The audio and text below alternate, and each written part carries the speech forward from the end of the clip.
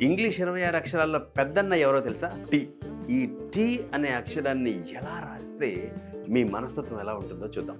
Tea ఇలా రాసేసి ఆ అడ్డగీతని చాలా క్రింది భాగంలో రాస్తారు. వీళ్ళకి ఆత్మ న్యూనతాభావం. నేనేం చేయలేనేమో, వాళ్లే బాగున్నారు, వాళ్లే చదువుతున్నారు, వాళ్లే గొప్పవాళ్ళు అయిపోతున్నారు అని కుంగిపోయేవాళ్ళు, వాళ్ళని వాళ్ళు తక్కువ చేసుకునే వాళ్ళ రైటింగ్ చూడండి.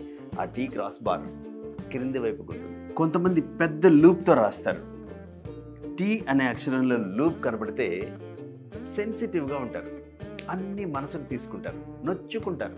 Tea cross bar right side రాసే వాళ్ళకి కోపం ఎక్కువ వస్తుంది.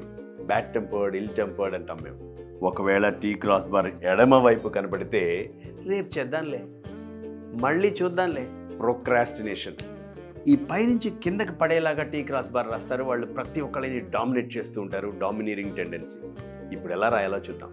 లోపల లూప్ లేకుండా అదే లైన్లో వెనక్కి వచ్చి టీ క్రాస్ బార్ కొంచెం లెంగ్దీగా రాసి వీలైనంత పై భాగంలో రాయాలి. ఇది కరెక్ట్. ఇలా ప్రాక్టీస్ చేయండి. ఇలాంటి మరిన్ని విషయాలు తెలుసుకోవాలంటే కామెంట్ చేయండి అనాలిసిస్ అని.